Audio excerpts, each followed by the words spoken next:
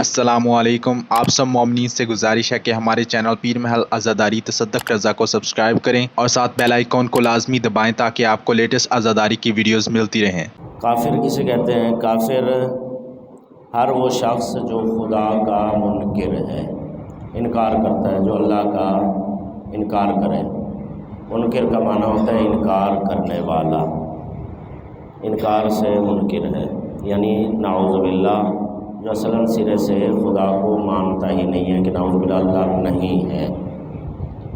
Number एक, यानी जो मुनकिर खुदा हो वो काफिर है। नंबर दो, जो अल्लाह के साथ किसी को शरीक ठहराए, अल्लाह का कोई शरीक माने, यानी नाउज़ु बिल्लाह वहदहू ला शरीक न माने। ज़ाहिर है कि अल्लाह वहदहू ला शरीक है, उसकी ज़ात में, सिफ़ात में, कौल, फ़ेल, आगे वो इंशाअल्लाह आएंगी तफसील इसकी के शिर्क की अक़साम, तफसीली अक़साम जो हैं शिर्क की, कितनी किस्में हैं और क्या क्या हैं।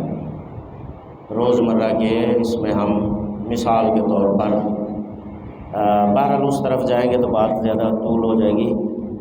ये अपने जब मकाम पर जो है, जब इंशाअल्लाह मसाइल बयान हो जाएंगे, अक़ायद में आएंगे तो उस वक़्त वो चीज़ें बयान होंगी, शिर्क की अक़साम। फ़िलहाल बहरहाल जो भी अल्लाह का किसी को किसी तरह से शरीक बनाए तो वो भी काफिर मुशरिक कहा जाता है। और अमीर अल-मोमिनीन अलैहिस्सलाम कातिलुल मुशरिकीन हम ये पढ़ते हैं, तो वो मुशरिक है और काफिर के ज़ुमरे में आता है और नजासात में शामिल है। इसके अलावा या पैगम्बर ख़ातमुन नबिय्यीन सल्लल्लाहु अलैहि वसल्लम की नबूवत या ख़त्म नबूवत का जो इनकार करे, जो नबूवत का मुनकिर हो या ख़त्म नबूवत का मुनकिर हो, वो भी अक़साम काफिर में शामिल है। अब ये वाज़ेह है जी, अल्लाह का मुनकिर, अल्लाह का किसी को शरीक बनाए, नबूवत सरकार रिसालत मुआब सल्लल्लाहु अलैहि वसल्लम का मुनकिर हो, या नाउज़ु बिल्लाह सरकार के ख़ातमुन नबिय्यीन होने का इनकार करे। इसके बाद पांचवी चीज़ ये है कि इस्लाम के ऐसे हुक्म का इनकार करे जो ज़रूरियात दीन में से है। वाजिबात दीन दो तरह के हैं, शरई फ़राइज़ जो है वो दो तरह के हैं। एक वो फ़राइज़ हैं कि जो ज़रूरियात दीन में शामिल हैं, कुछ वो हैं जो ज़रूरियात दीन में शामिल नहीं हैं। ज़रूरियात दीन में जो चीज़ें शामिल हैं, मसलन नमाज है, नमाज का जो बंदा मुनकिर हो, एक है न पढ़ सकना, वो और चीज़ है। एक ये है कि नाउज़ु बिल्लाह सिरे से उसका मुनकिर है कि नमाज वगैरह कुछ भी नहीं है, तो वो बंदा, क्योंकि नमाज ज़रूरियात दीन व मज़हब में से है कुरान करीम और अहादीस की रोशनी में, इसलिए इसका मुनकिर काफिर है। इसी तरह ज़कात का, खुम्स का, रोज़े का, हज का, दाढ़ी के वाजिब होने का, ये इन सब चीज़ों का जो मुनकिर है वो काफिर है, दायरा इस्लाम से खारिज हो जाता है। जो ज़रूरियात दीन में से किसी एक चीज़ का भी मुनकिर हो जाता है, वो कुफ़ार के ज़ुमरे में आता है। अब एक सलवात पढ़ लें मोहम्मद व आले मोहम्मद पर, अल्लाहुम्मा सल्लि अला मोहम्मद व आले मोहम्मद व अज्जल फ़रजहु। अब इसमें यानी काफिर जो है, वाज़ेह है कि इसको काफिर कहा जाता है। आगे फिर काफिर की अक़साम है, क़िस्में हैं, मुख्तसर तफसील यही है काफिर की, और ये नजासात में शामिल है। इसका मुकम्मल बदन रुतूबात, चाहे इसके जिस्म के वो आज़ा जिनमें रूह होती है या रूह नहीं होती, मसलन नाखून, बाल, ये सब चीज़ें नजिस हैं। काफिर का एक बाल भी अगर हमारे कपड़ों पे या बदन पे आ लगे तो उससे हमारी नमाज नहीं होगी, या उसका लुआब दहन वगैरह या इस तरह की उसकी रुतूबात। काफिर के तमाम तर अज्ज़ा नजिस हैं, काफिर नजिस है, काफिर के तमाम तर अज्ज़ा नजिस हैं। ये वाज़ेह है जी। इसके बाद अब इसकी अक़साम में البتہ یہ کوئی فائدے سے خالی نہیں ہے اگر بیان کر دیا جائے۔ کافر کی دو قسمیں ہیں، ایک کافر اصلی اور ایک مرتد۔ پھر کافر کی دو اقسام، ایک کافر اصلی اور کافر مرتد۔ پھر کافر اصلی کی دو قسمیں ہیں، ایک کافر ذمی اور ایک کافر حربی۔ کافر ذمی اور کافر حربی، یہ ساری کی ساری ان کے احکام میں فرق ہے، ان کے احکام میں فرق ہے، لیکن قسمیں ساری نجس ہیں۔ کافر ذمی مثلا یہ ذمہ سے ہے، ذمی ذمہ سے ہے۔ اس کا کیا مطلب ہے؟ وہ کافر جو مسلمان ملک میں رہتا ہو اور اس ملک کے ٹیکس وغیرہ ادا کرتا ہو۔ اب اس ملک کے جب ٹیکس ادا کرتا ہے تو اس کی جان، مال، ناموس، یہ تینوں چیزیں جس طرح مسلمان کی جان، مال، ناموس کی حفاظت اس مسلم حکومت کی ذمہ داری ہے اور محترم ہے، اسی طرح اس کافر کی جان، مال، ناموس بھی محترم شمار کی جاتی ہے اسلام میں، اور اسلامی حکومت پر اس کی حفاظت کی ذمہ داری ہے۔ یعنی جس طرح مسلمان کی حفاظت کی ذمہ داری ہے اسی طرح اس کافر کی، البتہ جو اس کے شرائط و قوانین کو لاگو کرتا ہے، یعنی ٹیکس وغیرہ ادا کرتا ہے۔ اس کے بعد دوسری قسم کافر حربی۔ کافر حربی وہ کافر جو غیر مسلم ملک میں رہتا ہو، ظاہر ہے کہ اس کا ذمہ جو ہے وہ حرب سے ہے۔ حرب کہتے ہیں جنگ کو، جن کے ساتھ اسلام کی جنگ ہے۔ اب یہ ہے کہ اس کی جان، مال، ناموس، اگر جنگ ہو جائے یا مسلمانوں پر حملہ کر دے، وہ سب چیزیں مسلمانوں پر حلال اور مباح ہیں۔ یہ اب اس کی مزید تفصیل ہے، بہرحال اب ان کے قوانین میں، احکام میں، لیکن نجس ہونے میں چاہے کافر ذمی ہے چاہے کافر حربی ہے، دونوں برابر ہیں۔ نجاست میں فرق نہیں ہے ہندو جو پاکستان میں رہتا ہے وہ بھی وہی نجاست ہے، جو انڈیا میں رہتا ہے وہ بھی وہی نجاست ہے، لیکن جو پاکستان میں رہتا ہے اس کی عزت، جان، مال، ناموس محترم ہے، جس طرح مسلمان کی جان، مال، ناموس محترم ہے۔ جو انڈیا میں رہتا ہے وہ احترام نہیں رکھتا ہے، جو پاکستان والا کافر ہندو کہہ لیں یا باقی کافر کی اقسام وہ محترم ہے، اس طرح نہیں ہے، لیکن نجاست میں کوئی فرق نہیں ہے۔ اس کے بعد ہے جی مرتد۔ مرتد کی بھی پھر دو قسمیں ہیں، ایک مرتد فطری اور دوسرا مرتد ملی۔ مرتد فطری، ویسے خالی مرتد اسے کہتے ہیں جو اسلام سے پھر گیا ہے، اسلام سے واپس ہو گیا ہو، اسلام سے کفر کی طرف چلا جائے، اسے مرتد کہتے ہیں۔ اب پھر یہ دو طرح کے ہوتے ہیں، کافر مرتد فطری اور مرتد ملی۔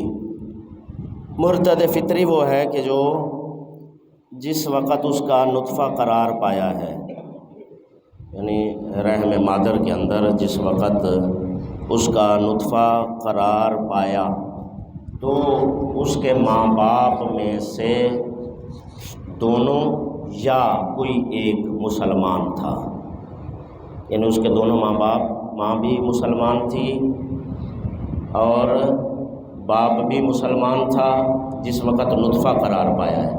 اس نے بالغ ہونے کے بعد کہا جی میں اپنے مثلا ماں باپ کے دین پر نہیں ہوں، یا پھر ان دونوں میں سے کوئی ایک مسلمان تھا، ان دونوں میں سے چاہے ماں مسلمان ہو چاہے باپ مسلمان ہو، اگر اس حالت میں وہ نطفہ قرار پایا ہو، بعد میں جب بالغ ہوا ہے، مکلف ہوا ہے، تو اس وقت وہ کہتا ہے کہ میں مثلا جو ہے مسلمان نعوذ باللہ نہیں ہوں، تو وہ مرتد فطری کہلاتا ہے۔ مرتد ملی وہ ہے کہ جس کے ماں باپ جس وقت نطفہ رحم مادر میں قرار پایا اس وقت دونوں ہی کافر تھے، غیر مسلم تھے، دونوں ہی غیر مسلم تھے۔ اب یہ بھی جب بالغ ہوا ہے تو یہودی ہے، دونوں میں فرق نہیں ہے، تو اس کے بعد انہوں نے کفر کا اظہار کیا کہ میں بھی اپنے ماں باپ کے دین پر ہوں اور اسلام سے نعوذ باللہ میرا کوئی تعلق نہیں ہے۔ اب یہ بھی چاہے کافر ذمی ہے، کافر حربی ہے، مرتد ملی ہے، مرتد فطری ہے، ان کے احکام میں فرق ہے۔ وہ تفاصیل ظاہر ہے کہ ہم تو یہ فقہ کی الف با پڑھ رہے ہیں، اس میں صرف الف با ہے فقہی جو یہ تفاصیل ہے، ان کے آگے احکامات، ان کی ہر بندے کو ضرورت نہیں ہے۔ ظاہر ہے کہ اس سے واسطہ نہیں پڑتا، وہ علماء کے لیے ہے، طالب علموں کے لیے ہے، بہرحال تو اس کی عوام کو ضرورت نہیں ہے، اس لیے اس تفصیل میں جانے کی ضرورت ہی نہیں ہے۔ بمختصر یہ کہ کافر کی یہ قسمیں ان کے جو ہے یہ ساری کی ساری نجاسات میں شامل ہیں، اور ان کے مکمل اجزاء بدن وہ نجس ہیں۔ اس کے بعد آ گیا جی غالی۔ غالی کیا ہوتا ہے؟ غالی وہ ہوتا ہے، آج کل ہمارے ہاں جسے چاہا غالی بنا دیا، جسے چاہا مقصر بنا دیا۔ وہ ہمارے ہاں تو مثلا فیکٹریاں لگی ہیں ایک دوسرے کو غالی مقصر بنانے والی، لیکن اصل میں غالی کیا ہے؟ غالی وہ ہے کہ جو امیر المومنین علی بن ابی طالب علیہ السلام کو نعوذ باللہ خدا مانتا ہو، اللہ مانتا ہو، اگر امیر المومنین علیہ السلام کو، تو وہ غالی کہلاتا ہے، اس کے علاوہ اور نہیں ہے۔ دیکھیں امیر المومنین علیہ السلام نے خود فرمایا کہ سلمان ہمارے حق میں جو کہنا چاہتے ہو کہو، بس ہمیں اللہ نہ کہو، اللہ کے علاوہ ہمارے فضائل میں جو کہہ سکتے ہو کہو، یہ فرق ہے بس۔ تو بہرحال یہ ہے کہ غالی، اب یہ بھی انہی کفار میں شامل ہے، یہ ساری کافر کی قسمیں ہیں، یہ بھی کافر ہے اور نجس ہے، اس کے تمام تر اجزاء جو ہیں وہ نجس ہیں۔ اس کے بعد آ گیا جی ناصبی۔ ناصبی جمع نواسب ہو گئی اس کی۔ ناصبی اسے کہتے ہیں جو خدا، رسول محمد و آل محمد علیہ السلام کے ساتھ دشمنی رکھتا ہو، نعوذ باللہ، ان میں سے کسی کے ساتھ دشمنی رکھتا ہو، ائمہ معصومین علیہ السلام میں سے کسی ایک کے ساتھ بھی، نعوذ باللہ، اگر وہ دشمنی رکھتا ہے یا ان کے ساتھ نہیں اظہار کرتا ہے دشمنی کا، ان کے ماننے والوں کے ساتھ ان کی وجہ سے دشمنی رکھتا ہو۔ دشمنان اہل بیت پہ لعنت، نام پر یوسف پہ لعنت، محمد و آل محمد بلند تر صلوات۔ اللہم صلی علی محمد و آل محمد وعجل فرجہ۔ البتہ اس میں یہ نہیں ہے کہ اگر کوئی شیعہ کا کوئی غیر شیعہ کے ساتھ ذاتی کوئی تنازع ہو جائے، مثلا زمین کا جھگڑا ہو گیا، مکان کا جھگڑا ہو گیا، کوئی کاروباری جھگڑا ہو گیا، تو اب یہ کہے کہ یہ ناصبی ہے، وہ ناصبی نہیں ہے، وہ دشمنی جو ان کی وجہ سے ہو، یعنی شیعہ ہونے کی بنا پر جو شیعہ کے ساتھ دشمنی رکھتا ہو، دشمنی کرے، عداوت کرے، اس کا اظہار کرے، تو پھر وہ ناصبی ہے، اور وہ بھی کافر کی اقسام میں شامل ہے، اور اس کا بھی تمام تر اعضاء بدن، اجزاء جو ہیں وہ نجس ہیں۔ اس کے بعد ہے جی مفوضہ۔ مفوضہ یہ تفویض سے ہے، تفویض کہتے ہیں سپرد کرنا۔ مفوضہ کون سا کافر ہے؟ وہ کافر کہ جو رسول اللہ صلی اللہ علیہ وآلہ وسلم یا انبیاء میں سے کسی نبی کو یا ائمہ علیہ السلام میں سے کسی امام کو یا تمام کو یہ کہے کہ یہ خدائی اختیارات کے مالک ہیں، اور نعوذ باللہ اللہ اب معطل اور بیکار ہو گیا ہے، یعنی اللہ کو نعوذ باللہ معطل مانتا ہو کہ اب اللہ فارغ ہو گیا، سارے اختیارات ان کو دے کے خود فارغ ہو گیا۔ ان کو اللہ نے، یہ ولایت تکوینیہ، اس میں تھوڑا سا اشتباہ بعض بندے کر جاتے ہیں۔ ولایت تکوینیہ ہے ایک چیز، ان کا اولا بالتصرف کائنات پر ہونا وہ لوازمات شیعہ میں سے ہے۔ محمد و آل محمد کائنات پر اولا بالتصرف ہیں، اس میں شک و شبہ نہیں ہے، ان لوازمات شیعہ میں سے۔ یہ مثلا دن ہے اس وقت، اگر چاہیں ارادہ فرمائیں تو رات ہو سکتی ہے، مرد کو عورت، عورت کو مرد، مشرق مغرب، جو مرضی کائنات میں چاہیں کر سکتے ہیں، لیکن اس میں اور اس میں فرق کیا ہے؟ اس میں فرق یہ ہے کہ وہ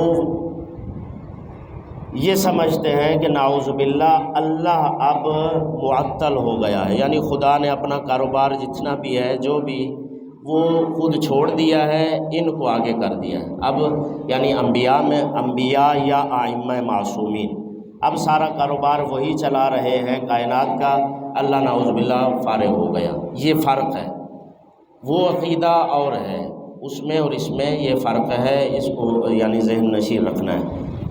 وہ کیا؟